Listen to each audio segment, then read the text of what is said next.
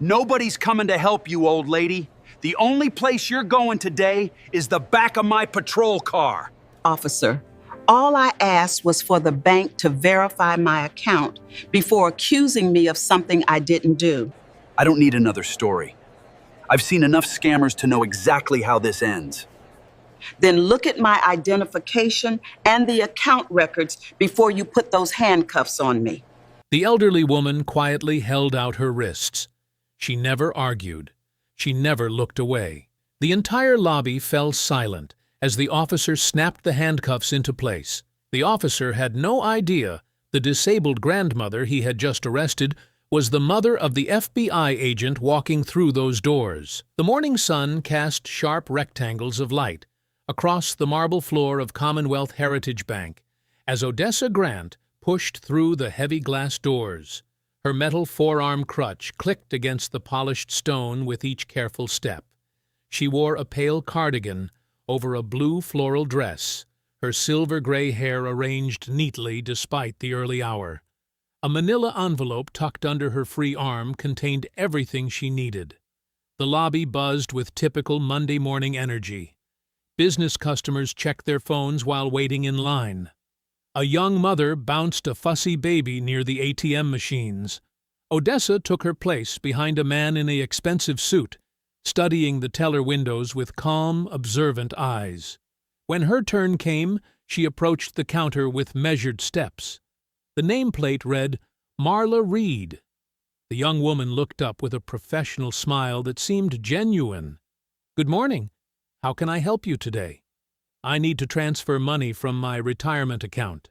Odessa placed her identification on the counter along with a handwritten slip of paper. $15,000 to my granddaughter's college account. Final tuition payment. Marla examined the driver's license, then glanced at Odessa's face. "Mrs. Grant, I'll need to verify some information. Can you tell me your full account number?" Odessa recited the digits without hesitation. Marla typed them into her terminal, her expression shifting slightly as numbers appeared on her screen. "I see an issue here." Marla's voice dropped. "The system shows this account holder as deceased." "That's incorrect." Odessa's tone remained steady. "I'm obviously very much alive. The account is mine. I've banked here for 18 years. Marla glanced toward the manager's office, then back at her screen. "Let me verify your signature and security questions. What was your mother's maiden name?" "Patterson." "The street you grew up on?" "Elm Street in Richmond." "And your first pet's name?" "Duchess. She was a golden retriever."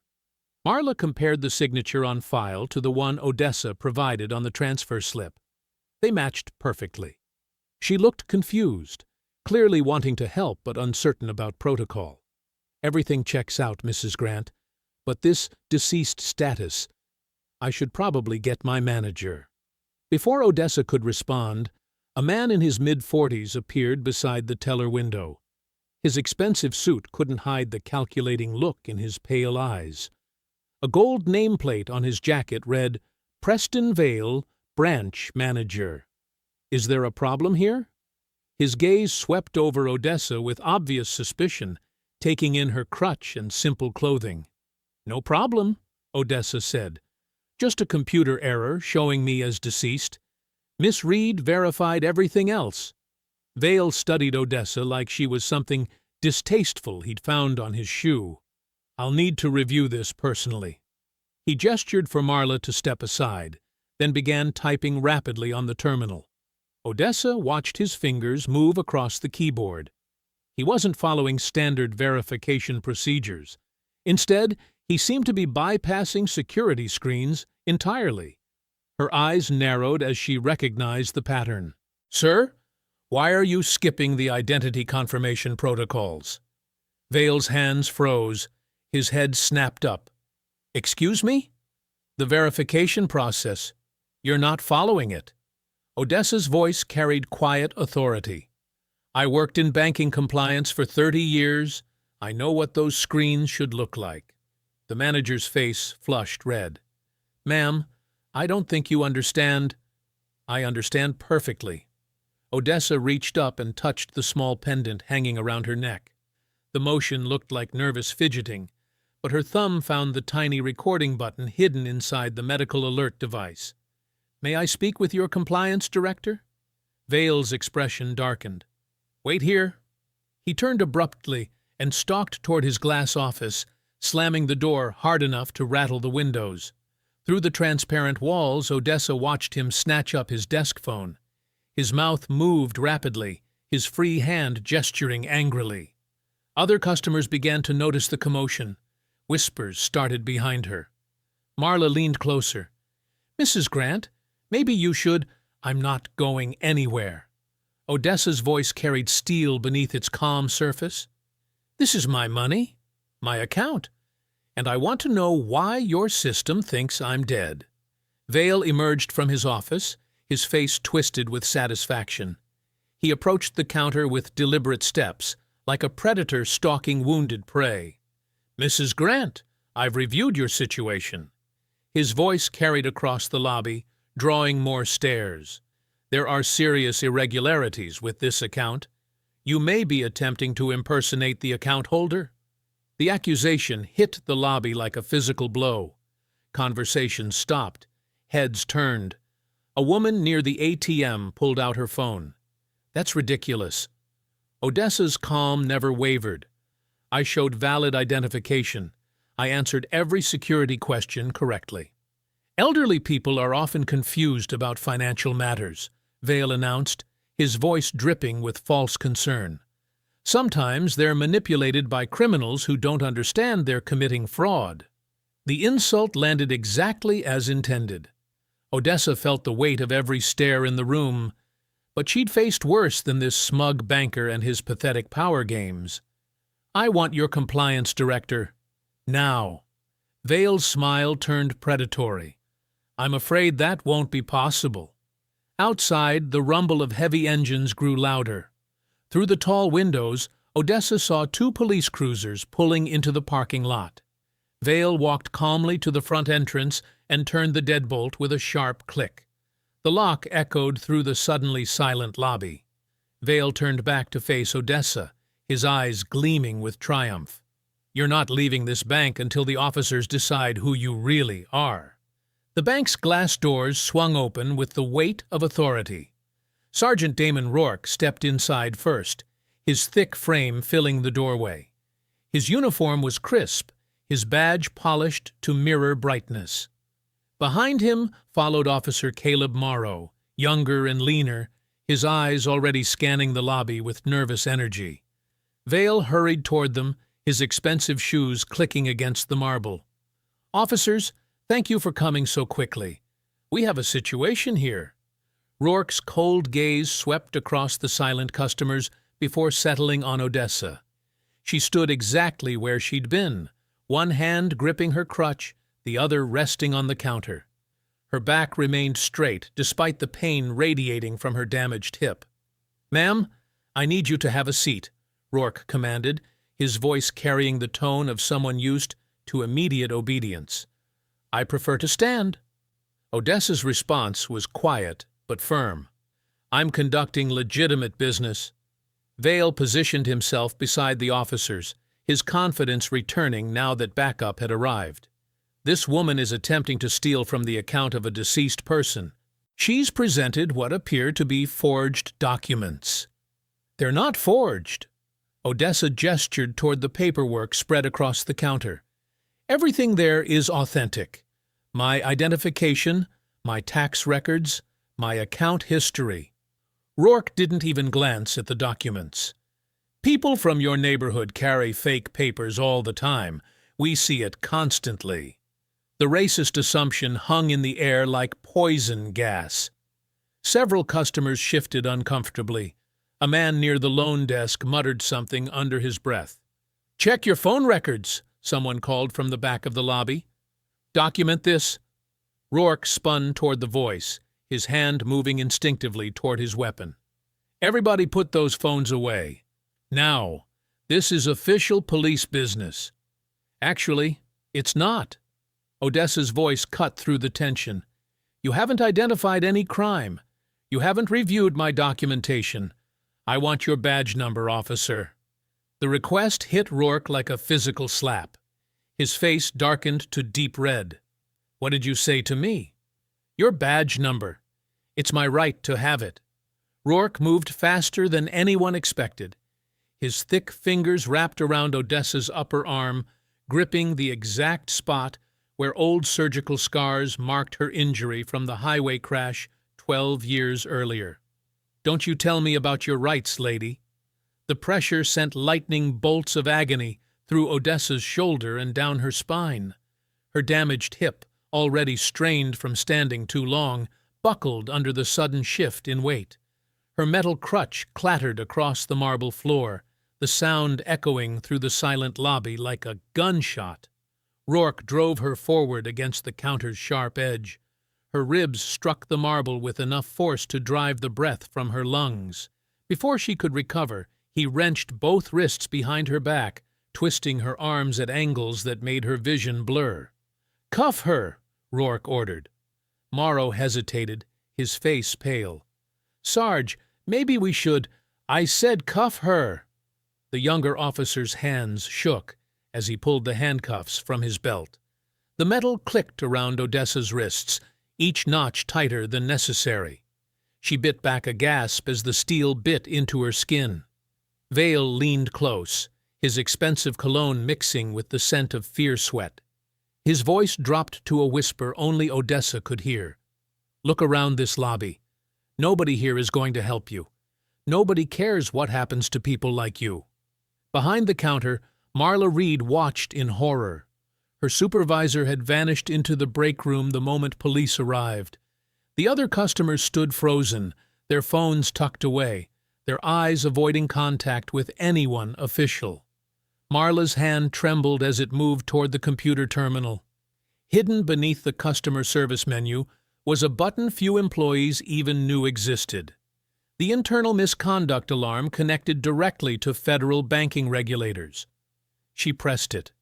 The alert would take minutes to reach the right people. But Odessa didn't have minutes. Rourke was already dragging her toward the rear offices, her feet struggling to maintain balance without her crutch. Then the pounding started. Heavy blows against the locked front doors echoed through the lobby like thunder. Everyone turned toward the sound. Through the glass, a man stood silhouetted against the afternoon sun.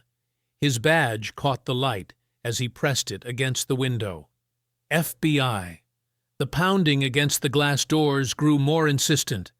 Through the tinted windows, the FBI badge reflected harsh fluorescent light as the man outside gestured sharply at Vale. "Open these doors, now." Vale's face had gone from confident red to sickly gray. His hands fumbled with the electronic lock mechanism, sweat beading across his forehead despite the building's aggressive air conditioning. The doors burst open with enough force to rattle the security sensors. FBI Special Agent Adrian Grant stepped into the lobby like a force of nature. 6 feet tall with broad shoulders filling his dark suit, he moved with the controlled precision of someone trained for tactical operations. His brown eyes swept the room, cataloging every face, every position, every detail that seemed wrong. Then he saw her. Odessa stood pressed against the counter, her silver-gray hair disheveled from Rourke's rough handling. Dark bruises were already forming around her wrists, where the handcuffs bit into her skin. Her metal crutch lay forgotten on the marble floor 10 feet away. Without it, she struggled to maintain balance, her damaged hip trembling with the effort of supporting her weight. Adrian's expression shifted from professional authority to something much more dangerous. "Take those cuffs off my mother."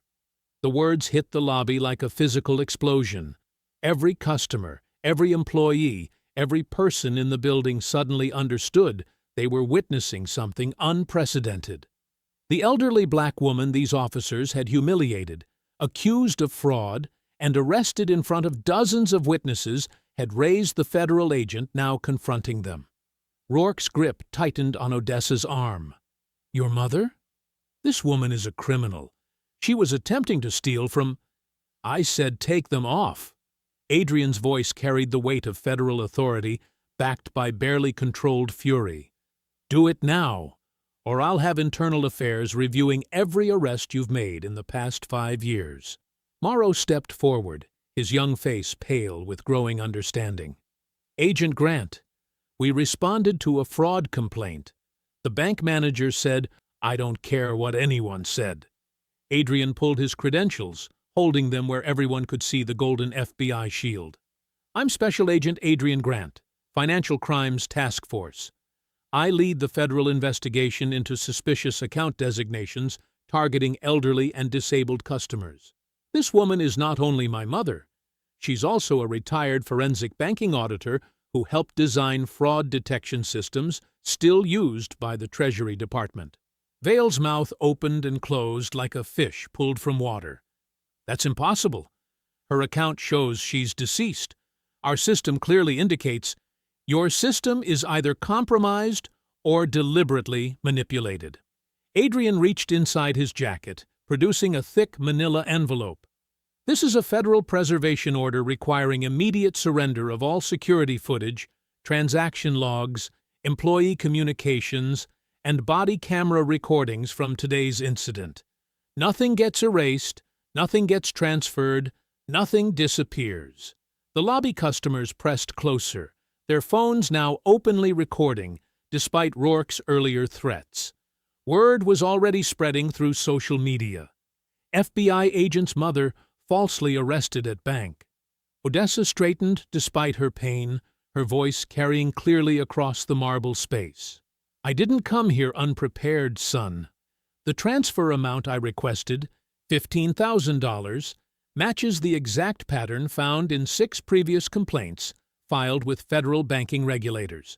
All involved accounts mysteriously declared deceased, all belonging to elderly black customers in redevelopment neighborhoods." She touched the small medical alert pendant hanging from her neck. This device recorded every word spoken by Mr. Vale and Sergeant Rourke, including their threats and their admission that they wouldn't examine my legitimate identification. Adrian's jaw tightened as he processed the implications. His mother hadn't stumbled into a random fraud attempt.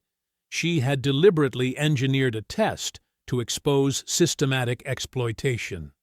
The bank's front doors opened again as Special Agent Lena Morales entered, her dark hair pulled back severely, a digital evidence kit in her hands. At 40, she possessed the methodical precision that made her Adrian's most trusted colleague in financial investigations. "The perimeter is secured," she announced, her sharp eyes taking in the scene. "No one leaves until we've documented everything." Rourke's face had shifted from arrogant confidence to genuine worry. The handcuff keys felt heavy in his thick fingers as he realized the magnitude of what was unfolding. A routine arrest call had exploded into a federal investigation with dozens of witnesses and multiple recording devices. "This is ridiculous," he muttered, but his voice lacked its earlier authority. "We were just doing our jobs." "Your job," Adrian said coldly, "doesn't include assaulting disabled citizens or refusing to examine valid identification." Reluctantly, Rourke moved behind Odessa and unlocked the handcuffs. The metal fell away from her bruised wrists, leaving dark impressions in her brown skin. Adrian immediately moved to support her, his strong hands gentle as he helped her maintain balance. "Are you hurt?" His voice softened with concern only a son could carry. "Nothing that won't heal." Odessa's fingers found his arm, squeezing briefly to reassure him. "But we need to move quickly. If they're willing to arrest me in public, they'll destroy evidence the moment we leave." Adrian nodded, then turned toward Vale, who stood frozen behind the customer service counter. His expensive suit was wrinkled with nervous sweat, his confident demeanor completely shattered. "Mr. Vale, you're going to walk Agent Morales through every system in this building. Every computer, every server, every backup drive. Nothing gets touched without federal supervision." Morales stepped forward, her evidence kit already open. "I'll need administrative access to all terminals and the main server room." That's when Adrian noticed something that made his blood run cold. Every surveillance monitor mounted above the teller stations had gone completely black. The black monitors flickered once, then displayed a single line of green text: "System reboot complete. Archive empty." Lena Morales stared at the screens in disbelief. The entire surveillance system just wiped itself clean. She moved quickly to the nearest terminal, her fingers flying across the keyboard. This wasn't a malfunction. Someone triggered a remote erasure command. Adrian felt ice form in his stomach. When? Timestamp shows 37 seconds after you presented the preservation order. Lena's voice carried the quiet fury of a professional watching evidence evaporate. Whoever did this was monitoring us in real time. Vale had been standing silently behind the counter, but now his posture began to straighten. A thin smile played at the corners of his mouth as he watched the federal agents realize their evidence was gone. "Equipment failures happen," Vale said casually. "Old systems sometimes crash under pressure." Odessa studied his face carefully. The man who had cowered moments earlier was recovering his confidence with suspicious speed. She reached instinctively for the medical alert pendant at her throat. Her fingers found empty space. "Where is it?" Her voice cut through the lobby noise like a blade. Rourke looked up from his position near the customer seating area. "Where's what, ma'am?" "My medical pendant. It was recording everything. It's gone." Adrian spun toward the sergeant. "You processed her personal items when you cuffed her. Where's the property bag?" Morrow hurried forward with a clear plastic evidence bag containing Odessa's purse, keys, and wallet. "Nothing else." "This is everything that was collected," the young officer said nervously. Odessa's eyes locked onto Rourke's face. "You switched the bags." "I don't know what you're talking about." Rourke's voice carried mock sympathy. "Sometimes elderly folks get confused about what they're carrying. When you pretended to help me stand after the cuffs came off," Odessa continued steadily, "you palmed the real evidence bag and replaced it with an empty one. Standard sleight of hand for someone trained in evidence manipulation." Adrian stepped toward Rourke, his hands clenching into fists. "If you destroyed federal evidence—" The lobby's phone system crackled to life. A voice filled the space through the overhead speakers, authoritative, measured, and instantly recognizable to Adrian. "Agent Grant, this is Special Agent in Charge Silas Wynn. Please respond." Adrian's face went pale. Wynn was his mentor, the man who had shaped his career and treated him like a son. He moved to the nearest phone and activated the speaker function. "Sir, I'm executing a federal preservation order. The bank's surveillance system has been compromised, and evidence is missing. Agent Grant, you are operating without authorization." Wynn's voice carried disappointment and steel in equal measure. "This facility was not approved for investigation by the Financial Crimes Task Force. Sir, my mother was assaulted and falsely arrested. The evidence suggests systematic fraud targeting elderly customers. Your mother is a retired auditor who may be manipulating you into manufacturing a federal case." The words hit Adrian like physical blows. "She has intimate knowledge of banking systems and investigative procedures. Consider the possibility that this entire incident was staged." The lobby fell completely silent.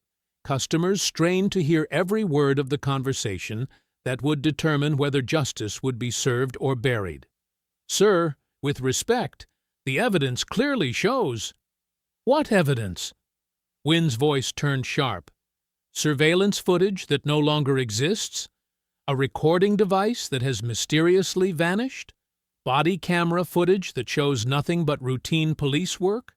Adrian looked desperately at Lena, but she was checking Rourke's body camera display. Her face told the story before she spoke. "It's blank," she whispered. 47 minutes of recording time, but the file is completely empty." Vale's confidence was fully restored now. He straightened his tie and smiled at Odessa with open contempt. "Perhaps you should consider that your memory isn't as sharp as it once was. Banking systems are complex. Sometimes people get confused." Wynn's voice continued through the speakers.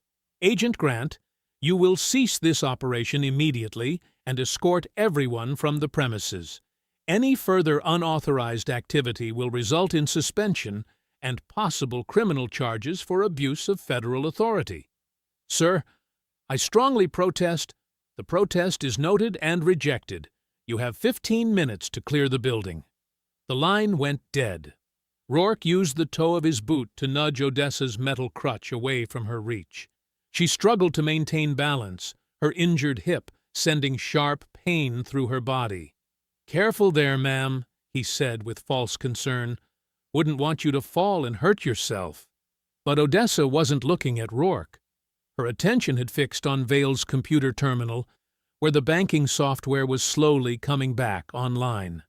Most of the screen showed routine account interfaces and transaction windows. In the bottom corner, almost hidden among the system icons, a tiny symbol pulsed with soft blue light, an hourglass. The same hourglass she had seen on her computer screen 12 years earlier, moments before she saved her final fraud report to a secure drive. The same symbol that had been the last thing she remembered before the truck forced her car from the highway and left her permanently disabled. Adrian helped her toward the door, his face dark with frustration and growing suspicion about his mentor's sudden intervention. As they reached the glass entrance, Odessa leaned close to her son and spoke quietly enough that only he could hear. "I've seen that symbol before. Right before the crash that put me in this condition 12 years ago." The white news van with Channel 7's logo pulled into traffic behind Adrian's black sedan as they left the bank parking lot. Through the rearview mirror, he watched the reporter speaking into a microphone while the cameraman filmed their departure. "They're already spinning it," Adrian said, his knuckles white on the steering wheel. "Vale got to them first." Odessa adjusted her position in the passenger seat, her hip throbbing from the morning's assault. "What are they saying?" Adrian turned up the radio. The news anchor's voice filled the car with crisp authority. "Commonwealth Heritage Bank officials report that an elderly woman attempted to withdraw funds from a deceased customer's account this morning. Bank manager Preston Vale says the woman appeared confused and may have been manipulated by identity theft criminals targeting seniors." Manipulated. Odessa's voice carried bitter amusement. That's their favorite word. The traffic light ahead turned red. Adrian braked harder than necessary, his anger spilling over. "Mom, I need you to tell me everything about that hourglass symbol. Everything." Odessa stared through the windshield at the gray November sky. 12 years ago, I was working for the Federal Banking Administration. They hired me to audit a pilot program designed to catch organized fraud rings. The system was beautiful. It could track money moving through dozens of accounts, identify patterns that human investigators missed, and flag suspicious transactions in real time. The light changed. Adrian accelerated through the intersection while the news van stayed close behind them. "What did you find?" "At first, nothing unusual. The system worked exactly as designed. But during my final week, I noticed something strange. Certain high-value transfers were being approved with override codes I didn't recognize. The amounts were always under federal reporting limits. The timing avoided audit windows. Someone was using the anti-fraud system to hide their own fraud." Odessa opened her purse and pulled out a small notebook filled with her precise handwriting. "I started documenting everything. Account numbers, authorization codes, transaction timestamps. The pattern became clear. Someone was stealing from elderly customers and disabled veterans. Small amounts at first, then entire account balances. The hourglass? Every fraudulent transaction was marked with that symbol in the system logs. I'd never seen it in any banking software before. It wasn't part of the official interface. Someone had hidden it deep in the code." Adrian turned onto Odessa's street, a quiet residential area lined with modest houses and mature oak trees. "You said you saved a report before the crash." "I was driving home to finalize my findings. The next morning I planned to present everything to the Inspector General." Odessa's voice grew quiet. "I never made it home." She described the attack with clinical precision.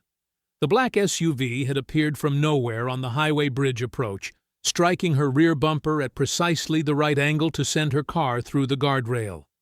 The 30-foot drop onto concrete support pillars had shattered her hip and left her unconscious for 6 days. When she woke up in the hospital, her laptop was gone from the wreckage. The backup drives in her home office had been wiped clean. They told me it was a hit-and-run accident, she continued. The SUV was never found. No witnesses came forward. My supervisor said I'd been working too hard, seeing patterns that weren't really there. Adrian pulled into Odessa's driveway and cut the engine. The news van parked across the street, the reporter already climbing out with her microphone. You think the same people who tried to kill you 12 years ago are behind what happened today? I know they are. Odessa gathered her purse and reached for her crutch. The hourglass symbol doesn't lie.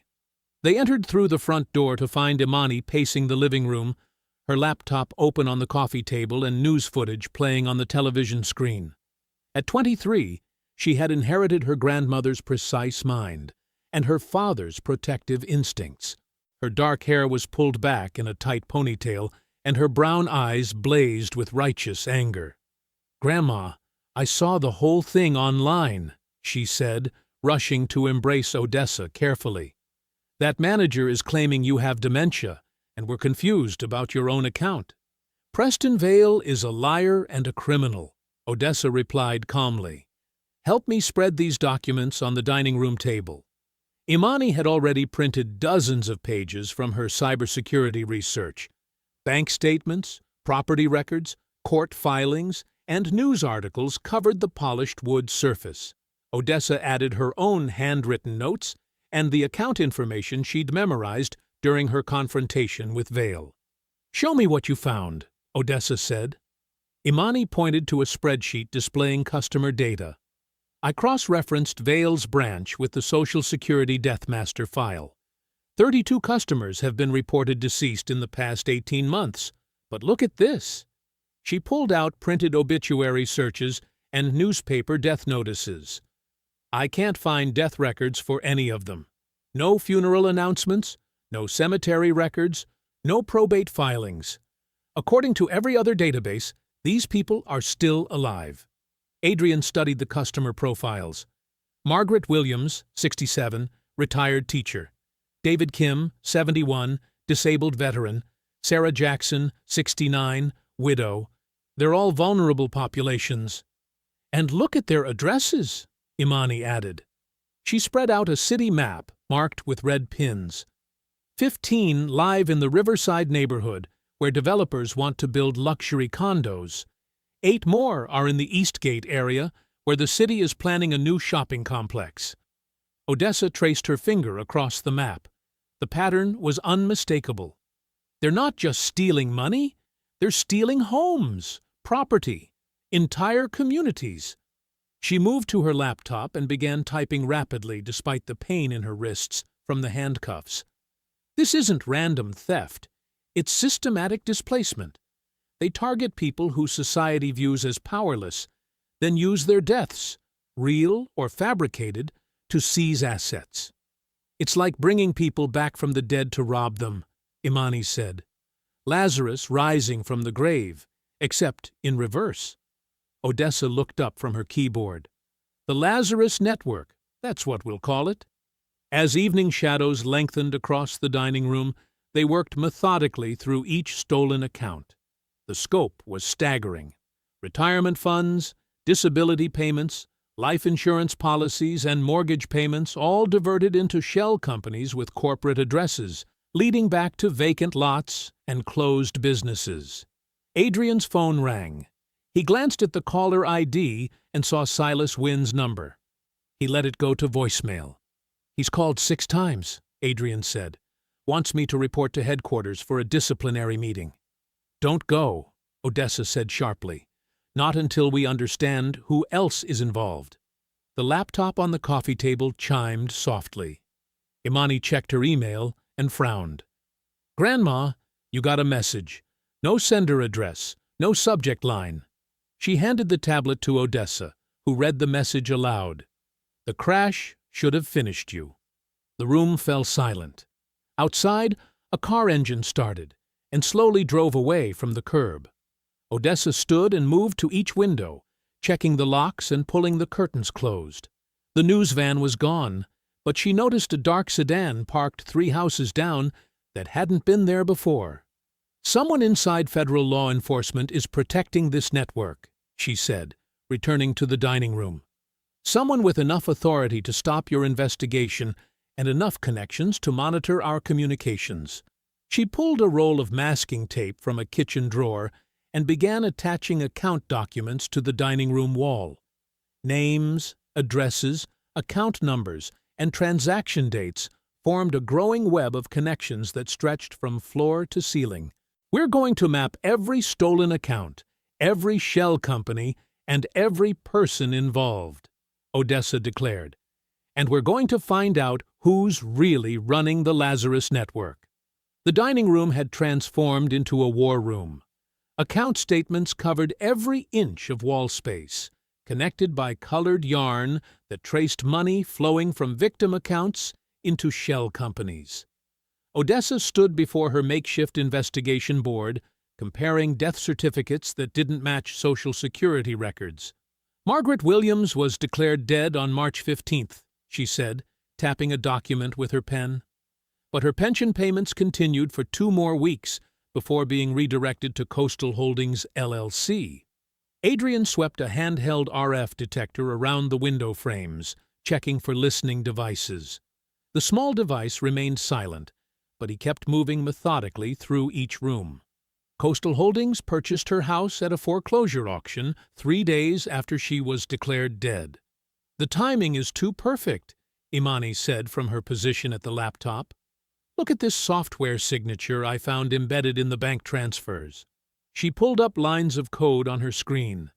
Every stolen account shows the same digital fingerprint. Someone with administrative access installed a program that automatically transfers funds when a death flag is activated. Odessa moved closer to examine the code. "That hourglass symbol I saw on Vale's computer. Show me where it appears in the system." Imani scrolled through the data until she found it. A tiny hourglass icon marked each successful transfer. "It's not just Commonwealth Heritage Bank. I found the same signature at First National, Central Trust, and Metro Savings. All different institutions using identical software." "Federal banking systems," Adrian said grimly. "Someone with clearance across multiple institutions installed this program." His encrypted phone buzzed with a message from Special Agent Lena Morales. He read it quickly, then looked at his mother and daughter. "Lena says Wynne ordered all agents to surrender case materials related to elderly financial crimes by 8 a.m. tomorrow. Anyone who refuses faces suspension." Odessa pulled out a business card so old the edges had yellowed. "Inspector General Helena Price," it read, with a handwritten phone number on the back. She carefully tucked it inside the fabric strap of her forearm crutch. "When I worked for the Treasury Department, Helena Price was the only person who investigated corruption without worrying about politics," Odessa said. "If we need someone outside the FBI, she's our contact." A car engine rumbled outside. Adrian glanced through a gap in the curtains and saw headlights idling across the street. The vehicle sat motionless for several minutes before he decided to investigate. "Stay inside," he told Odessa and Imani. Adrian stepped onto the front porch and started across the yard. The moment he reached the sidewalk, the car's engine roared to life. Tires squealed as the sedan accelerated directly toward him. Adrian dove behind a parked car as the vehicle swerved at the last second, missing him by inches.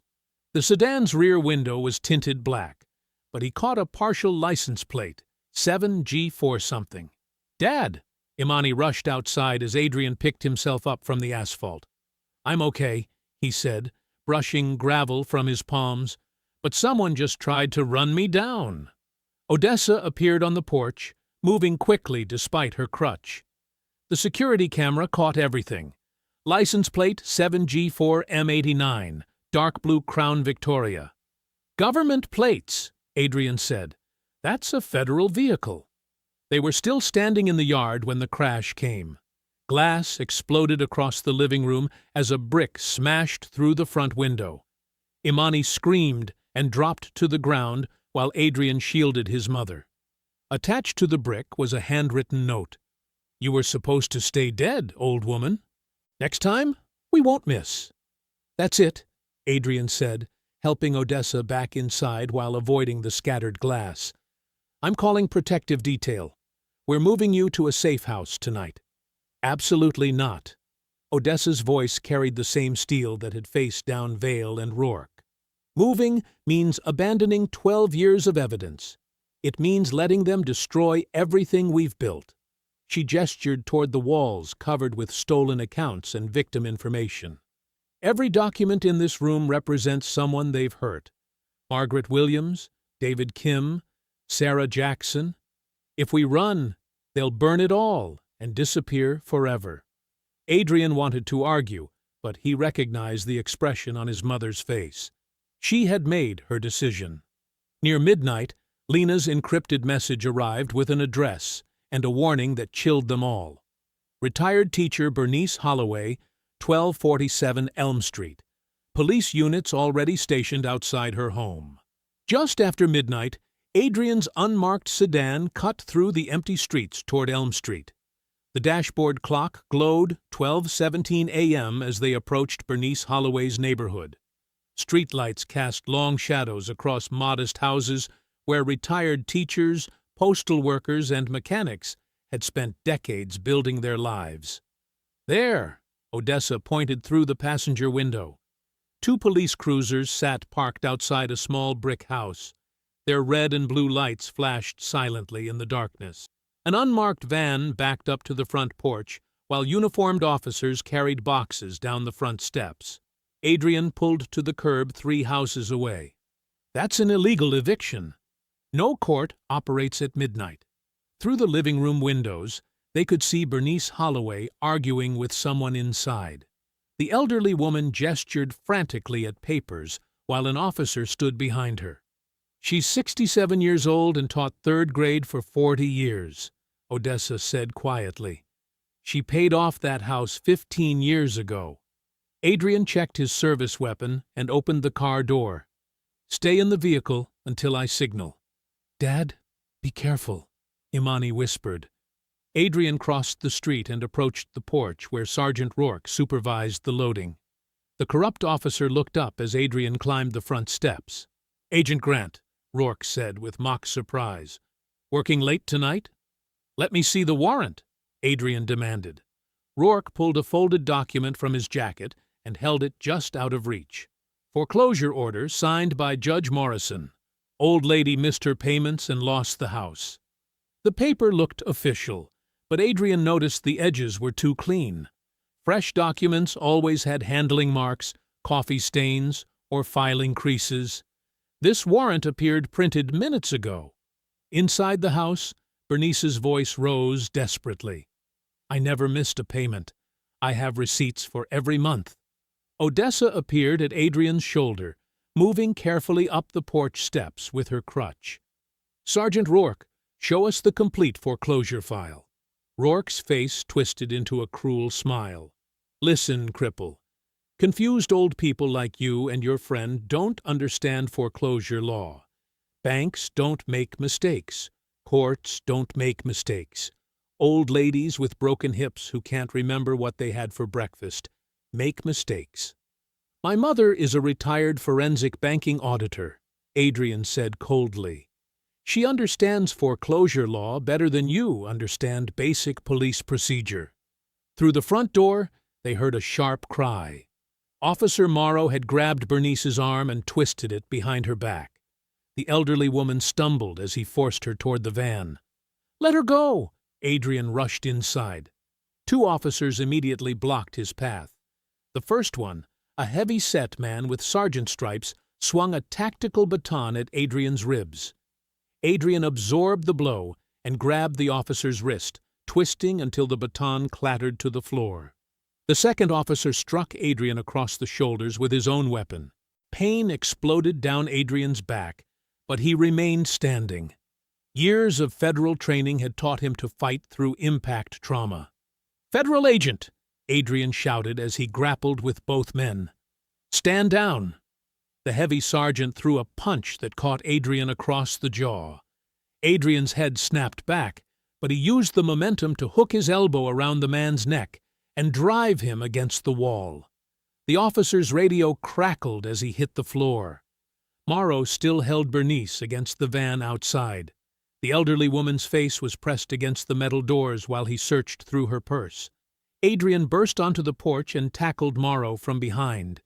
They crashed into the van's rear bumper as Adrian wrapped his arms around the officer's chest. Morrow threw desperate elbows that connected with Adrian's injured ribs. "Get away from her!" Adrian roared. He pulled Morrow backward and positioned himself between the corrupt officer and Bernice. Blood trickled from a cut above Adrian's left eye, but he kept his weapon holstered. Drawing on local police would create an incident that Wynne could use to destroy his career. Imani had followed them from the car and now held her phone high, live-streaming everything to Lena's secure server. "Document number FC 2024-8847, she called out, reading the foreclosure order.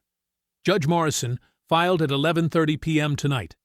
Morrow spotted the phone and lunged toward Imani. His hand struck the device, sending it spinning across the driveway. "You little brat! Recording police officers is illegal!" Odessa moved faster than anyone expected. She positioned her metal crutch horizontally across the van's rear doors just as Rourke tried to close them. The boxes of Bernice's possessions remained trapped inside. "Mrs. Holloway, get your payment records," Odessa called. Bernice ducked under Adrian's arm and reached into the van. She pulled out a cardboard box labeled House Payments, 1994-2024, and hugged it against her chest. 30 years of receipts," she said defiantly. "Every single month, documented and certified by the bank." Neighbors had begun gathering on their porches. Porch lights flickered on along the street as people emerged to witness the confrontation. Someone across the street held up their own phone to record the scene. Rourke's radio crackled with Lena's voice. "All units, federal inspectors, en route to 1247 Elm Street. Stand down and preserve all evidence." The sergeant's face flushed with rage, but he gestured for his officers to retreat. "This isn't over, Grant. Your mother and her friend just bought themselves more trouble than they can handle."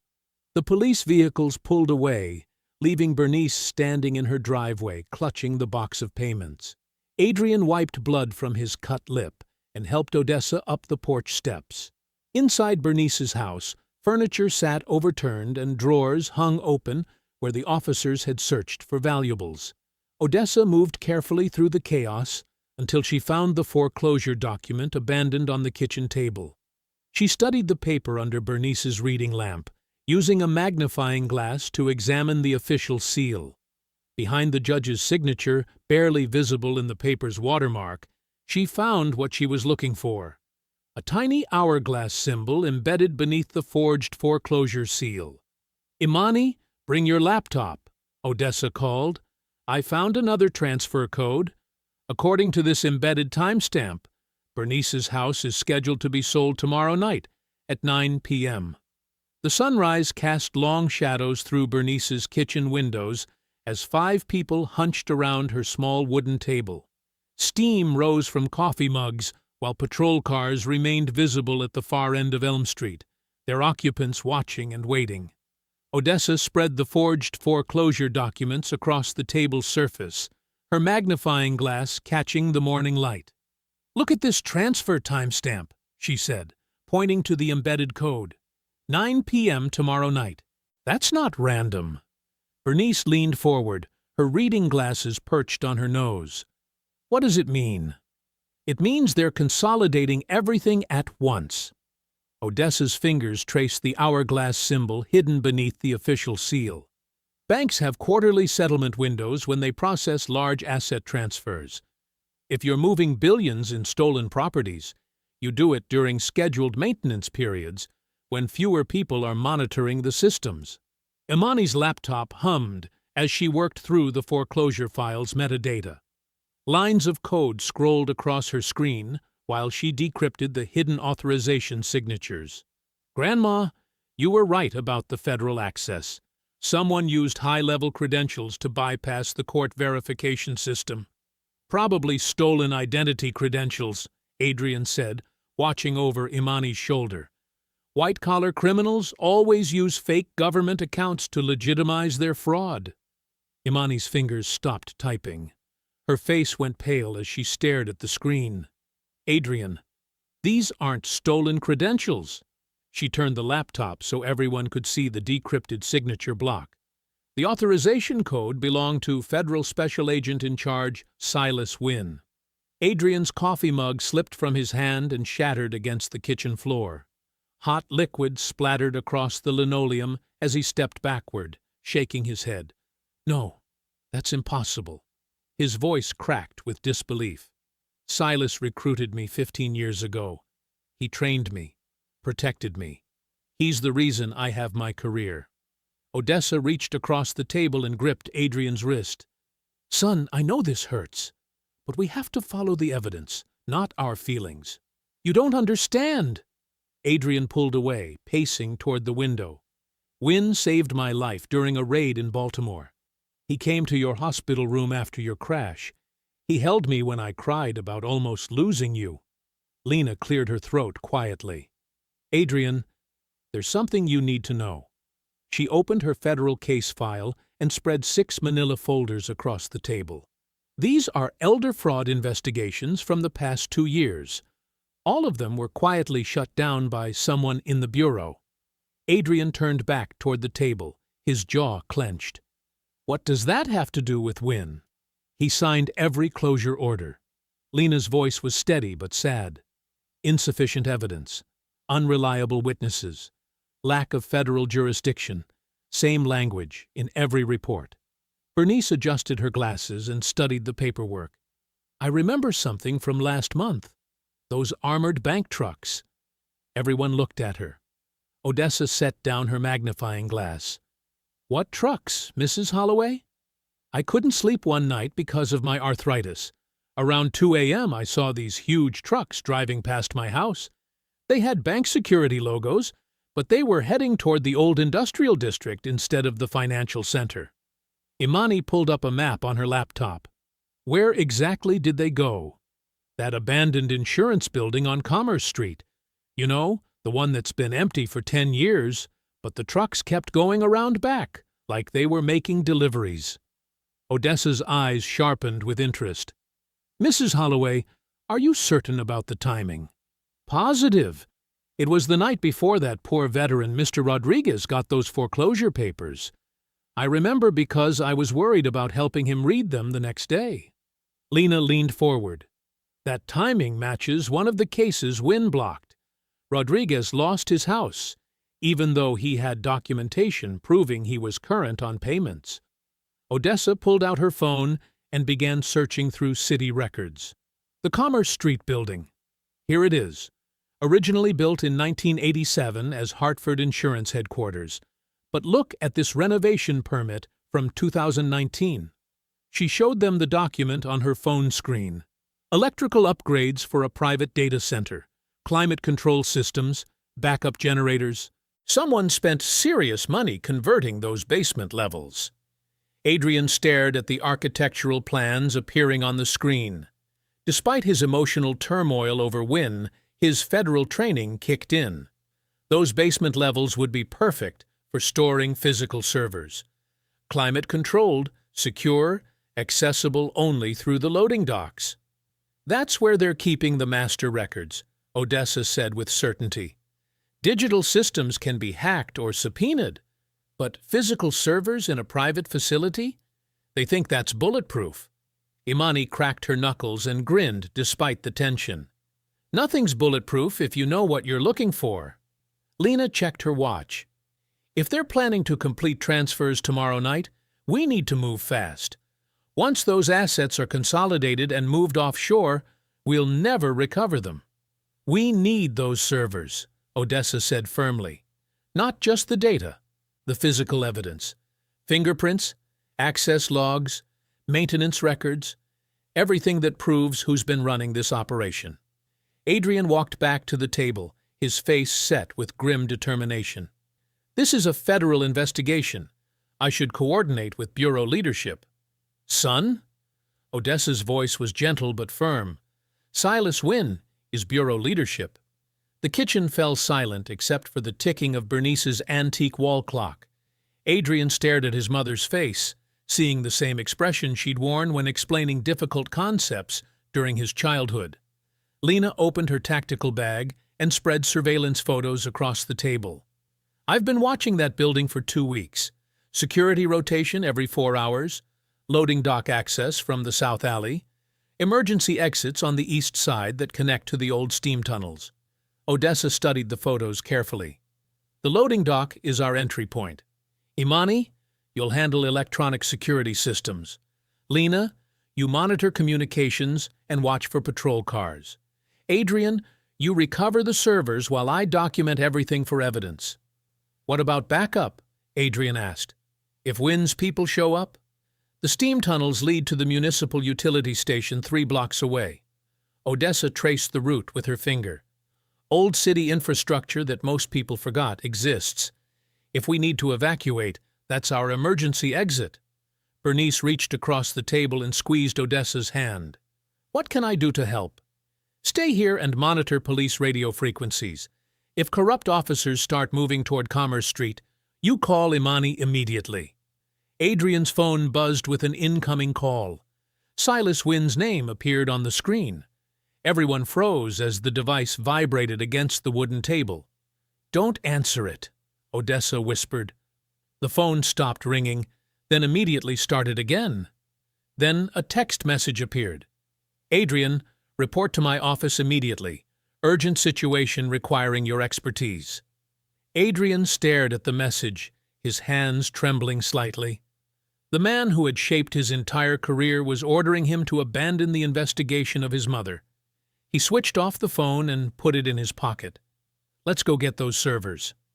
The afternoon sun cast long shadows across Commerce Street as 3 vehicles approached the abandoned Hartford Insurance Building from different directions. Odessa parked her modified sedan near a defunct gas station 2 blocks away.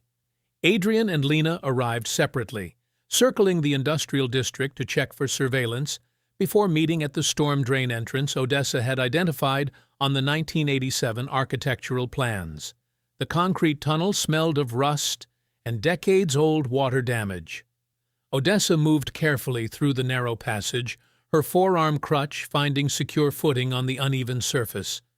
Behind her, Adrian carried a tactical bag containing evidence collection equipment, while Lena monitored radio frequencies for any sign of patrol cars responding to their presence. 40 feet ahead, Odessa whispered, consulting the building schematics on her phone. The maintenance access should connect directly to the basement utility room. They emerged into a cramped space filled with electrical panels and water meters. Dust particles danced in the beam from Adrian's flashlight. Odessa settled into a metal folding chair someone had left beside the main breaker box and opened her laptop. Security camera feeds are coming online, she reported quietly. Imani's remote access is working perfectly. The exterior cameras are now showing yesterday's footage on a continuous loop. Through her earpiece, Imani's voice crackled with excitement. Grandma, I can see the basement level from here. 3 corridors, heavy security doors, but the electronic locks are using outdated encryption. Give me 2 minutes. Adrian checked his service weapon and adjusted his tactical vest. The weight of the equipment felt familiar, but everything else about this operation violated every federal protocol he'd been trained to follow. He was about to break into a private facility without a warrant, based on evidence gathered by his 60-year-old mother and a college student. Lena touched his shoulder. You okay with this? My mother was handcuffed in a bank lobby for trying to access her own money, Adrian replied grimly. I'm more than okay. The security door buzzed softly as Imani bypassed the lock mechanism. Adrian and Lena descended a narrow staircase that led to the converted basement levels. Emergency lighting cast eerie shadows along walls lined with climate control ducts and fiber optic cables. The data center occupied what had once been the building's insurance records vault. Rows of server towers hummed quietly behind reinforced glass panels.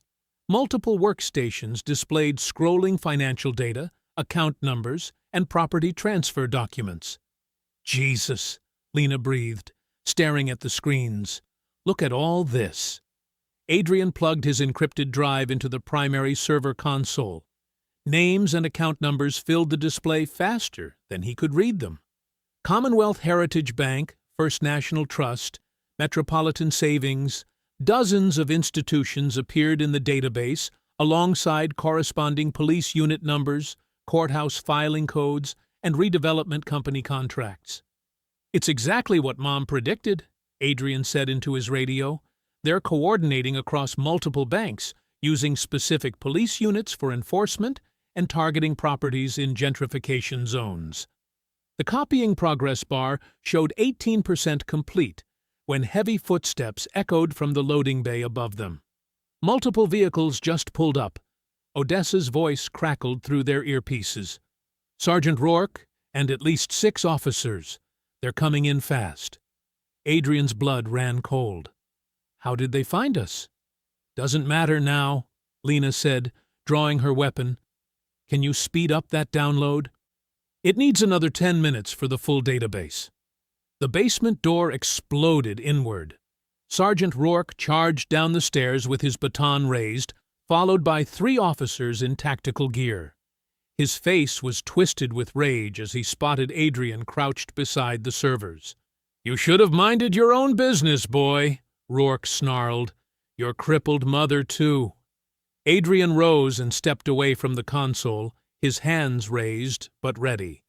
"Sergeant Rourke, you're under federal investigation. Stand down immediately." Rourke laughed and swung his baton toward Adrian's head.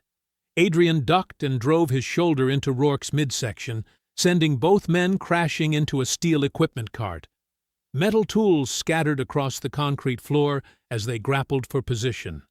Gunfire erupted behind them as Lena engaged the other officers, carefully angling her shots away from the sensitive server equipment. She dove behind a workstation as bullets sparked off the metal housing around her. Rourke landed a heavy punch to Adrian's ribs, then raised his baton again. Adrian caught the sergeant's wrist and twisted hard, hearing bones crack. But Rourke drove his knee upward, catching Adrian in the stomach and doubling him over. 32 years on the force," Rourke grunted, raising the baton above Adrian's exposed neck. "I've broken bigger men than you." Adrian rolled sideways just as the baton crashed down, leaving a dent in the concrete where his head had been. He swept Rourke's legs, sending the older man stumbling toward the security gate that separated the server room from the corridor. Adrian lunged forward and grabbed Rourke's extended arm, slamming it between the gate's metal bars. As Rourke screamed and tried to pull free, Adrian activated the emergency lock mechanism. The gate's hydraulic system engaged with a sharp hiss, trapping Rourke's arm at an unnatural angle. "Odessa, now!"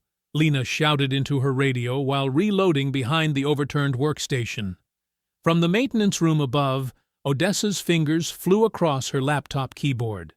The building's fire suppression system activated in carefully timed sequences. Emergency doors slammed shut throughout the facility, dividing the attacking officers and cutting off their retreat routes. Water began cascading from overhead sprinklers, flooding the corridor where 2 officers were trying to flank Lena's position. They slipped and fell as the torrent intensified, their weapons sliding across the wet concrete. Adrian yanked his drive from the console just as the copying progress hit 47%.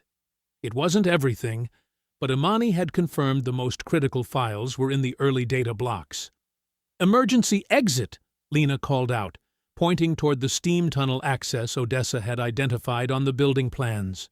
They ran through rising water as Rourke's cursing echoed behind them.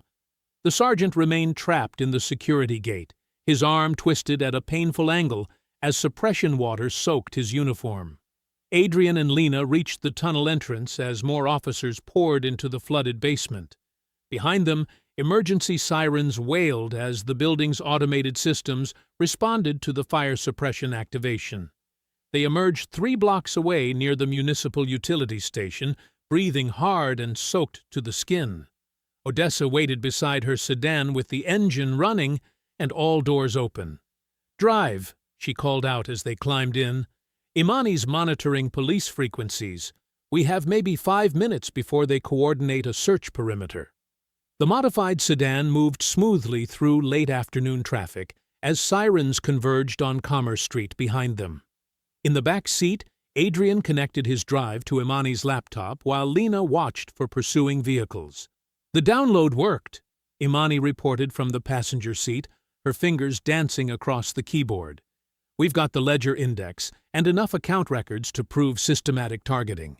Bank routing codes, police response assignments, courthouse filing schedules, everything synchronized to steal from specific victims." As the sun set over the city, their van merged onto the interstate highway. Behind them, smoke rose from the abandoned insurance building where corrupt officers were discovering that their secure data center had become a waterlogged crime scene. The federal field office loomed against the darkening sky like a fortress of glass and steel.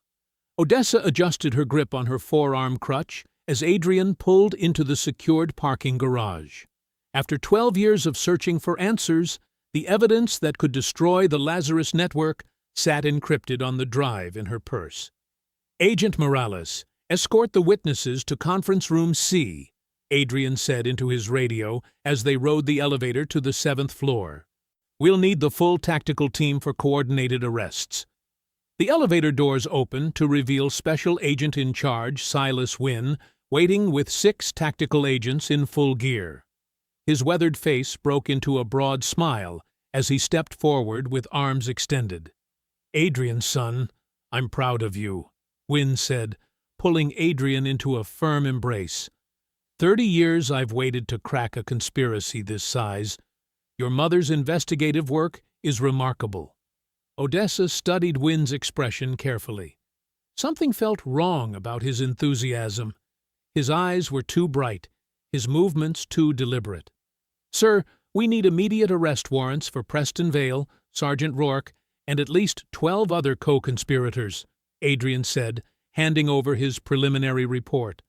"The evidence is overwhelming." Wynn nodded appreciatively as he flipped through the pages. "Excellent work. Truly exceptional." He looked up with that same unsettling smile. "Agent Grant, you're under arrest for theft of classified federal property." The words hit Adrian like a physical blow. "Sir, what are you—" "Agent Morales, you're also under arrest for conspiracy and unauthorized access to federal databases," Wynn continued smoothly. 2 tactical agents moved behind them with handcuffs ready. The drive contained stolen information obtained through illegal surveillance. "This is insane," Lena protested as steel bracelets clicked around her wrists. "We followed every federal procedure." "You followed orders from a corrupt agent who was manipulated by his criminal mother," Wynn said, his voice growing cold. He turned to Odessa with obvious disgust. "Mrs. Grant, you're being detained as a material witness while we search your residence for additional evidence." Odessa's crutch trembled slightly, but her voice remained steady. "Agent Wynn, I believe you're making a serious mistake." "The mistake was trusting your son's judgment," Wynn replied, as tactical agents flanked Odessa and Imani. "Take them to separate holding rooms. I want full digital forensics on that drive." The next 3 hours passed like a nightmare.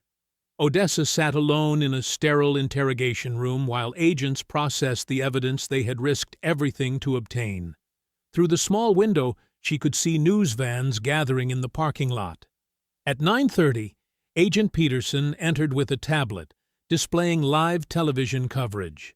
The reporter stood outside Odessa's modest house as federal agents carried boxes from her garage.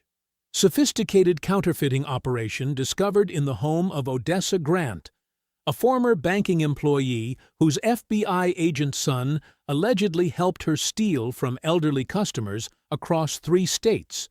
the reporter announced. Equipment capable of producing fake identification documents and social security cards was found hidden beneath. Turn it off, Odessa said quietly. Peterson set the tablet aside and leaned forward. Mrs. Grant, cooperation now could reduce the charges against your son and granddaughter. The door opened, and Wynne entered, dismissing Peterson with a gesture. He sat across from Odessa and placed a manila folder on the scratched metal table. 12 years is a long time to carry a grudge, he said conversationally. Most people would have forgotten by now. Odessa's eyes fixed on a photograph protruding from the folder's edge. It showed Wynne standing beside a black SUV, the same model and color as the vehicle that had forced her off the highway. "But you never forgot, did you?" Wynne continued, noticing her stare. "Even with the brain trauma from the crash, something kept nagging at you." "You've been watching my family," Odessa said. It wasn't a question. Wynne's smile returned, colder now. "I recruited Adrian personally, mentored him, shaped his entire career. Every promotion, every assignment, every case, all designed to keep him close so I could monitor what his brilliant mother might remember." He stood and collected the folder. "The recording equipment in this room was disabled for maintenance 20 minutes ago. Convenient timing, don't you think?" After Wynne left, Odessa was released to the parking garage where Imani waited beside Adrian's sedan. The young woman's face was streaked with tears as she helped her grandmother into the passenger seat. "They planted everything," Imani whispered as they drove through the exit gate. "The counterfeiting equipment, the fake documents. I watched the whole thing through a courthouse security camera I hacked. Vale was there directing the agents." "Where's your phone?" Odessa asked. "They kept it as evidence. Said they needed to examine my communications with—" Imani's words cut off as they reached the street level. 2 black SUVs blocked their path while a third approached from behind. As tactical agents emerged with weapons drawn, Odessa realized their nightmare was far from over. Hours later, Odessa sat on a bench outside the field office, alone. Imani had been released as a witness and escorted to retrieve her belongings from the parking structure. That was 45 minutes ago. Odessa's borrowed phone rang with an unknown number. "Grandmother?" Preston Vale's voice was sickeningly sweet. "I have something that belongs to you." Through the phone, Odessa heard Imani cry out in pain. "Every copy, every backup, every piece of evidence you stole from us," Vale continued. "Bring it all to the old processing center on Industrial Boulevard. You know the one, where they used to count money before everything went digital. If you hurt her—" "She dies at sunrise unless you come alone," Vale interrupted. "No FBI, son, no federal backup, no recording devices, just a broken old woman trying to save the only family she has left." The fluorescent lights hummed overhead as Odessa sat motionless in the interview room, her hands folded on the metal table. Hours had passed since Wynne's confession about monitoring her family. The recording equipment remained mysteriously broken. Outside the window, news trucks multiplied like vultures. Agent Peterson entered with a fresh cup of coffee and set it before her. His young face showed genuine concern as he settled into the opposite chair. "Mrs. Grant, I know this situation looks bad," he said quietly, "but if you cooperate with the investigation, we can work something out for your granddaughter." Odessa let her shoulders sag. Her voice cracked as she spoke. "I never wanted Adrian involved in this. I couldn't let them keep stealing from people who couldn't defend themselves." "I understand," Peterson said, leaning forward. "You were trying to do the right thing." "Could I use the restroom?" Odessa asked, touching her chest as if struggling to breathe. "I need my heart medication. It's in my purse." Peterson hesitated, then stood. "Of course. Let me escort you." The women's restroom was small and windowless. Peterson waited outside while Odessa locked the door and immediately examined her crutch. Hidden beneath the medical alert sticker on the strap was a thin emergency contact card. a precaution she'd taken after discovering the hourglass symbol at the bank. She used her phone to dial the number written in microscopic print. "Inspector General's office. Secure line," a woman's voice answered. "This is Odessa Grant. I need to speak with Helena Price immediately. Federal case number 779-. Hold, please." Within seconds, Helena Price's authoritative voice came through the speaker. "Mrs. Grant, I've been monitoring your situation. Are you able to speak freely?" "Briefly. They've planted evidence and taken my granddaughter. The entire investigation has been compromised from the top." "I've already verified the fabrication," Helena said briskly. "The counterfeiting equipment was purchased using a federal procurement card registered to Agent Wynn's division. The timestamps show installation before the warrant was even signed." Odessa closed her eyes in relief. "They want me to surrender all evidence at the old processing center on Industrial Boulevard. It's where they're likely destroying the physical ledger during the quarterly settlement." "Describe the facility." "Single-story concrete structure. Loading docks on the north side, administrative offices on the south. The main floor contains sorting equipment and armored transport bays. Basement level has vault systems and server rooms." "How many access points?" 4 vehicle entrances, 2 pedestrian exits, emergency stairwells at each corner. The building's original security system was never fully decommissioned. Helena paused. "Mrs. Grant, I cannot openly countermand Wynn's detention orders without revealing our communication, but I can arrange a controlled operation disguised as your surrender." "What about Adrian?" "Leave that to me. Are you prepared to serve as bait?" Odessa straightened despite her exhaustion. "Whatever it takes to stop them." 3 floors above, Adrian paced his holding cell like a caged animal. The concrete walls pressed in around him as he replayed every interaction with Wynn over the past decade. How many times had his mentor steered him away from certain cases? How many victims had they ignored because Wynn claimed insufficient evidence? Officer Morrow appeared at the cell door, his face pale and sweating. The younger officer had been visibly shaken since witnessing the bank confrontation. "Agent Grant," Morrow said quietly, "I need to ask you something." "What is it?" "The equipment they found at your mother's house. The evidence logs show some unusual timestamps." Adrian moved closer to the bars. "What kind of unusual?" Morrow pulled out his tablet and displayed the digital evidence sheet. The counterfeiting press was logged into the evidence system at 14:23 hours, but the search warrant wasn't executed until 15:45. They logged equipment before the raid began? "That's not all," Morrow continued, his hands shaking as he scrolled through additional screens. "The fake Social Security cards show production dates from last week, but the serial numbers match a batch that was reported stolen from a government facility 3 months ago." Adrian gripped the cell bars. "Morrow, you need to document everything you just showed me." "I already did," Morrow whispered. "Sent copies to Internal Affairs and the Inspector General's office.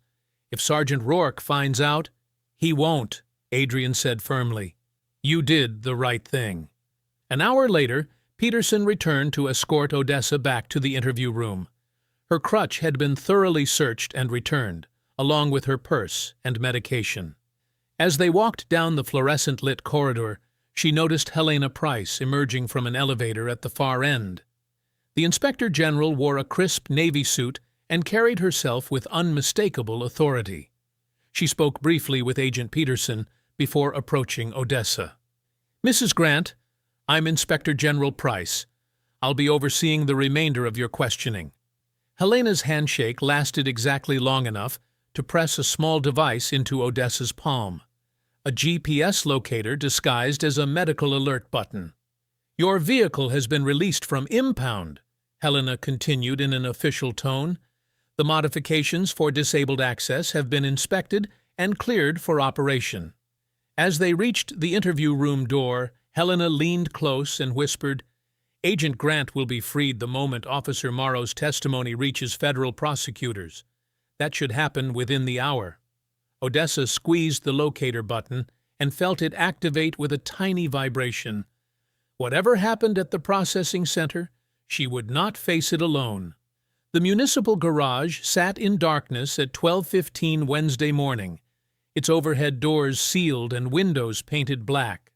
Odessa's sedan waited inside, surrounded by 3 unmarked federal vehicles and a tactical command unit disguised as a utility truck. Helena Price spread building schematics across a folding table under harsh work lights. Her team of 6 agents wore dark clothing and tactical vests, their faces grim as they studied the processing center's layout. "Mrs. Grant, walk me through the approach routes one more time," Helena said, pointing to the street grid surrounding their target. Odessa leaned over the map, her crutch balanced against the table. Industrial Boulevard runs east-west, past the main entrance. Freight Avenue connects to the loading docks from the north. These smaller service roads provide backup access, but they're narrow and have limited turning radius. She traced her finger along a thin line marked on the diagram. This freight corridor runs between 2 warehouse buildings. It's the only route that forces larger vehicles into single file while giving me multiple exit options. Helena nodded approvingly. "Your sedan's modifications?" "Hand controls for acceleration and braking. Steering knob for one-handed operation.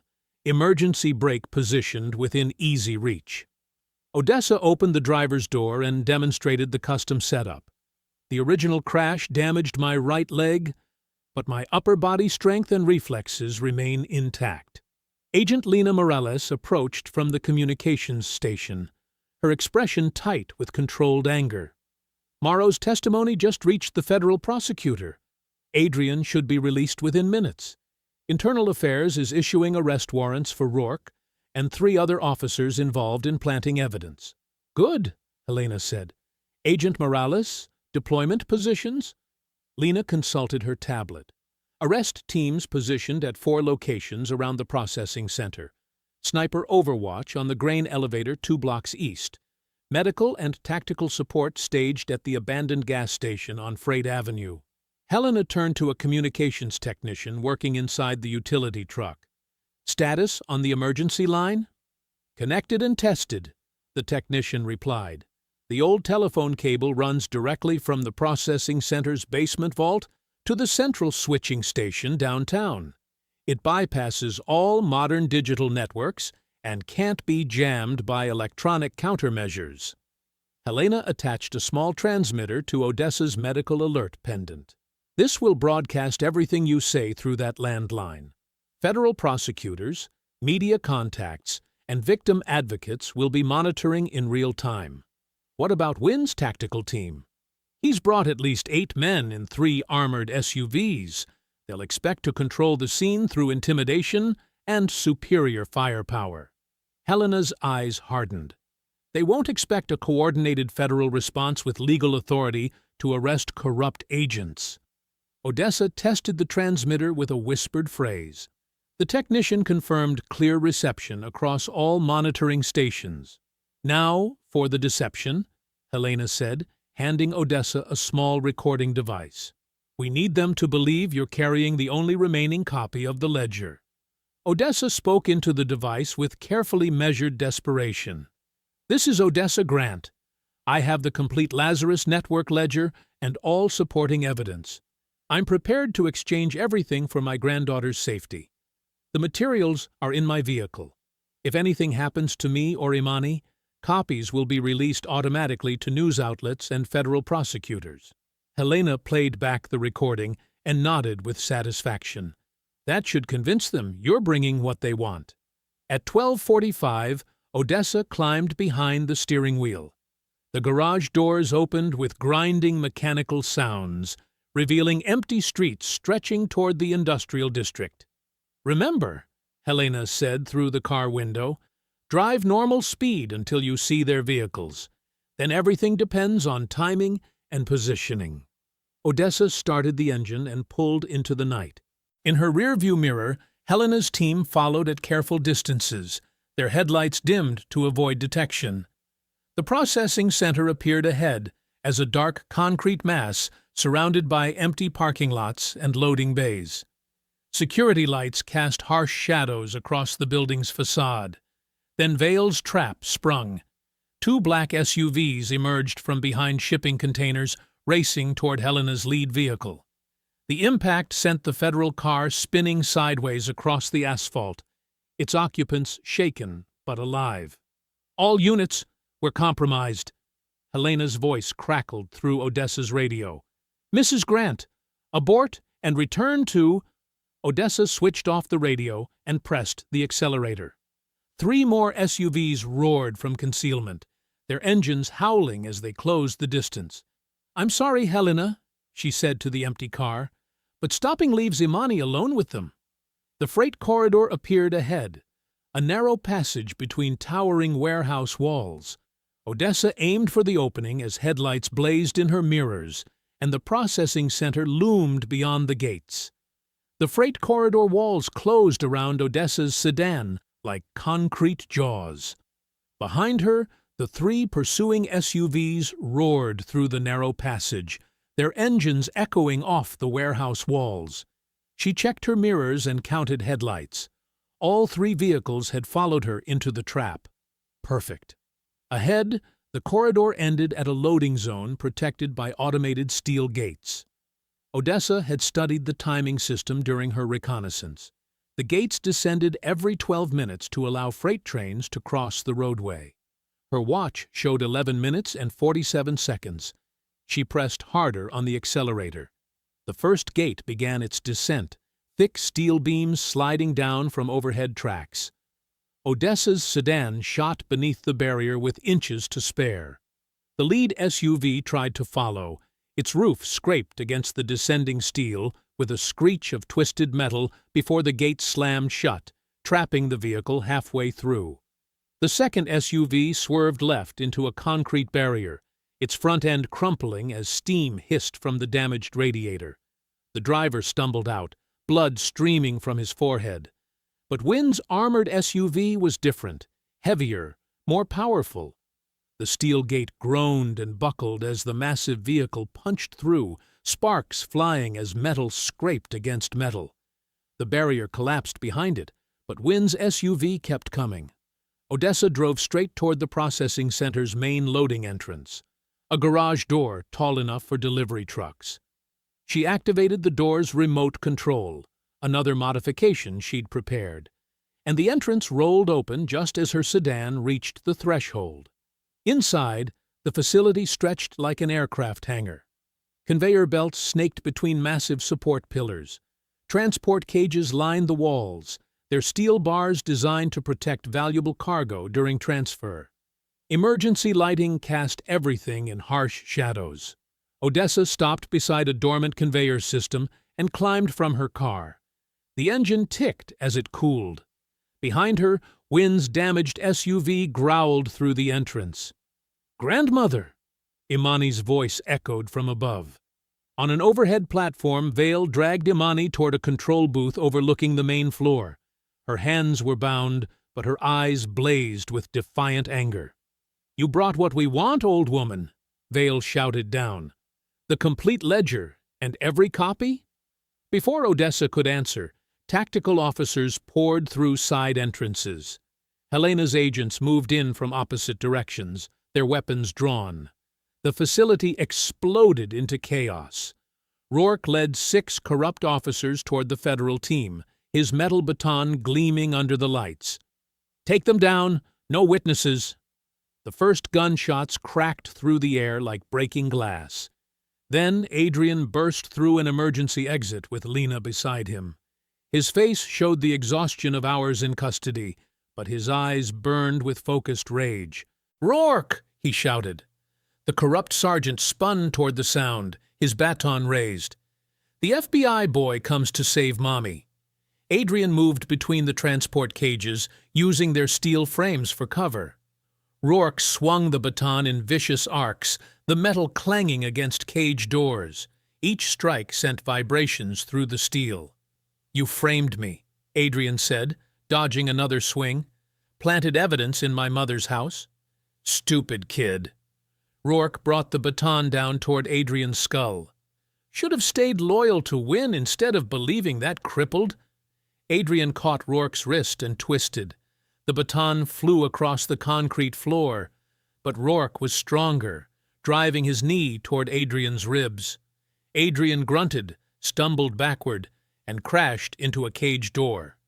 Rourke picked up a length of steel pipe from the conveyor machinery. Time to finish what we started at the bank. The pipe whistled through the air, striking Adrian's shoulder. Pain shot down his arm, but he grabbed a cage door and swung it outward. The heavy steel caught Rourke in the chest, driving him backward. Adrian activated the conveyor controls. Belt systems roared to life, creating moving barriers that forced Rourke to navigate around spinning rollers and mechanical arms. Throughout the facility, gunfire echoed as federal agents battled Wynne's tactical team. Muzzle flashes lit the shadows like deadly lightning. Odessa moved through the chaos with methodical precision. She had memorized every corridor, every control panel, every emergency system. Her crutch tapped against the concrete as she activated lighting sections, separating attackers and creating visibility for Helena's team. She reached the vault corridor, a narrow hallway leading to the old bank processing equipment. The physical ledger waited inside, along with the emergency telephone line that would broadcast Wynne's confession. Vale appeared at the corridor's entrance, no longer holding Imani. "There she is," he said with cruel satisfaction. The famous Odessa Grant. 12 years later, still trying to be somebody important. Odessa faced him calmly, her weight balanced on the crutch. "Where's my granddaughter?" "Safe, for now." Vale stepped closer, his voice dropping to a whisper. "You know what I'm going to do? I'm going to take that crutch away and watch you crawl. Just like you should have crawled away years ago when we destroyed your car."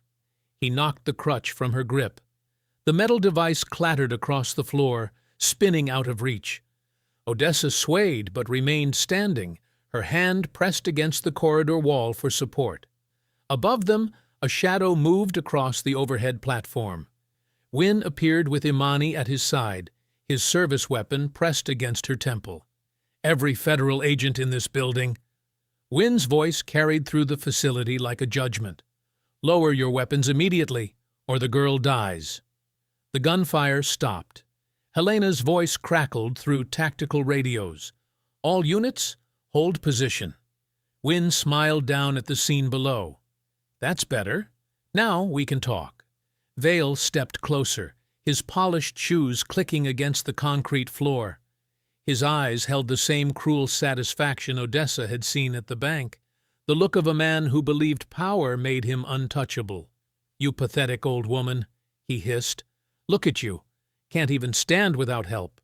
Odessa pressed her back against the corridor wall, her breathing steady, despite the pain radiating through her damaged hip. The crutch lay 3 feet away, its metal surface reflecting the harsh overhead lights. "All these years," Vale continued, "you thought you were so smart. A forensic auditor who could outsmart everyone. But we broke you 12 years ago, and we'll break you again." He moved within arm's reach, confident in her helplessness. Odessa waited. Vale bent forward, reaching for her shoulder to push her down. "Time to crawl, grandmother." In one fluid motion, Odessa dropped to one knee and swept the crutch across the floor. The metal hook caught Vale's ankle just as he shifted his weight forward. His own momentum carried him past her, his arms windmilling as he fought for balance. The vault grill slammed down behind him with a mechanical clang. Vale spun toward the barrier, his face changing from triumph to panic as he realized what had happened. "No!" He grabbed the steel bars, shaking them desperately. "The release is on your side." Odessa pulled herself upright, using the wall, then retrieved her crutch. "The ledger stays where it is, and so do you." Vale's furious shouts echoed through the corridor as she moved toward the main floor. Below, Adrian absorbed another crushing blow from Rourke's steel pipe. The impact drove him to his knees, blood running from a cut above his eye. But as Rourke raised the weapon for a finishing strike, Adrian grabbed the transport cage's door mechanism. The heavy steel door swung outward, catching Rourke in the midsection and driving him backward into the cage. Adrian slammed the door shut and activated the electronic lock with a sharp beep. Rourke threw himself against the bars, his face twisted with rage. "Let me out, you federal pig!" "You arrested my mother," Adrian said, wiping blood from his eye. "Humiliated her in public, hurt her. She's a nobody, a broken-down old—" Adrian walked away, leaving Rourke's curses echoing from inside the cage. On the platform above, Wynne pressed the gun harder against Imani's temple. His voice carried through the facility with absolute authority. 12 years I've been planning this moment," he called down to Odessa. "You were supposed to die in that crash. Instead, you lived long enough to threaten everything I built." Odessa looked up at him, her expression calm and attentive. "The Lazarus Network was my creation," Wynne continued, his words growing bolder as silence filled the facility. "I selected every victim personally: old people, disabled veterans, minorities living in neighborhoods we wanted to develop, people society throws away. Helena's agents remained frozen, their weapons lowered but ready. You want to know why I mentored your son?" Wynne's laugh was cold and sharp. "To watch your family, to know if you remembered enough to be dangerous. Adrian trusted me completely, called me a father figure. The admission hung in the air like poison. The crash that shattered your hip? My order. The officers who humiliated you at the bank? My men. Every moment of pain you've suffered was because of me." Imani's eyes flashed with fury, but she remained still. "Communications are jammed," Wynne said with satisfaction. "No recordings. No witnesses who will testify against a federal agent with my reputation. When this is over, you'll all disappear, and I'll be the hero who stopped a terrorist attack." Odessa smiled for the first time since entering the facility. "Silas," she said quietly, "you're wrong about the communications." She pointed toward the vault corridor, where an ancient telephone handset hung beside the emergency controls.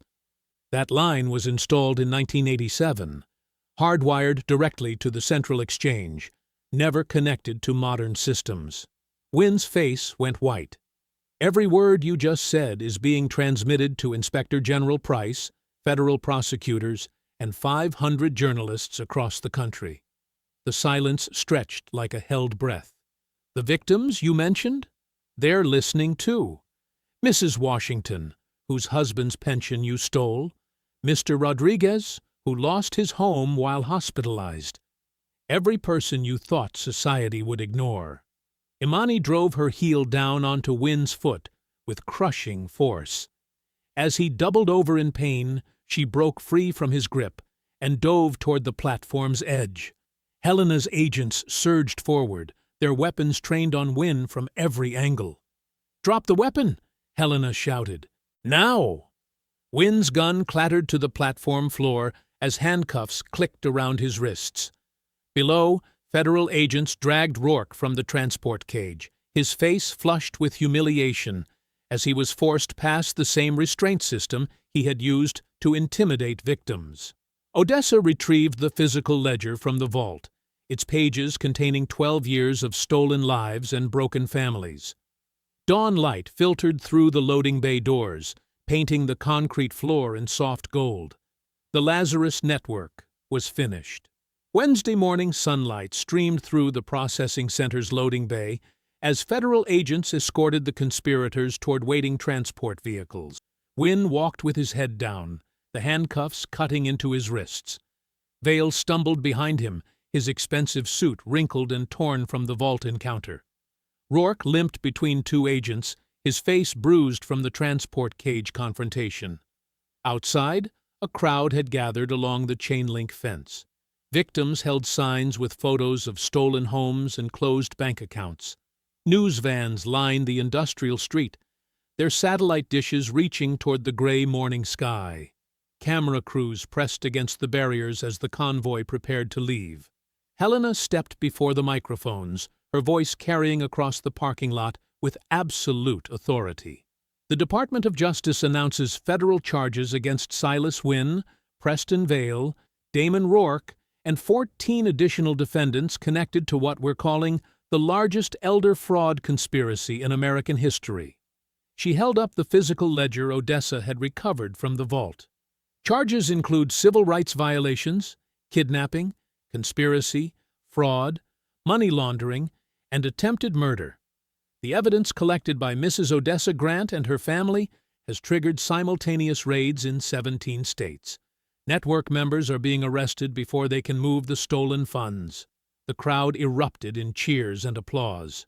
Commonwealth Heritage Bank's federal charter is revoked effective immediately.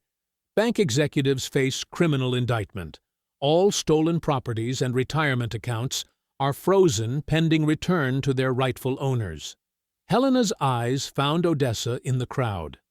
Mrs. Grant's name is completely cleared of all false charges. Special Agent Adrian Grant and Agent Lena Morales are reinstated with full honors. Officer Caleb Morrow has entered federal witness protection after providing crucial evidence about police corruption. By Thursday afternoon, the arrests stretched across the country. Federal agents surrounded a luxury resort in Florida, where bank executives were meeting to discuss moving assets offshore. Police commanders in 3 cities were led from their offices in handcuffs. Courthouse clerks who falsified property records were arrested at their desks. The stolen money totaled over $2 billion. Imani completed her final college requirements through remote testing while under federal protection. The kidnapping had cost her the graduation ceremony, but she refused to let Vale's actions delay her degree. Within 6 months, she launched a secure reporting platform called SafeVoice, allowing elderly and disabled citizens to submit fraud evidence without confronting the institutions abusing them. The hearings began in federal court during the summer. Victims testified about losing their homes, their savings, their dignity. Mrs. Washington described watching officers drag her from the bank when she asked about her husband's missing pension. Mr. Rodriguez explained how he lost his house while recovering from surgery, waking up to find strangers changing the locks. Wynn sat at the defense table, his federal credentials stripped away, as victim after victim confronted him.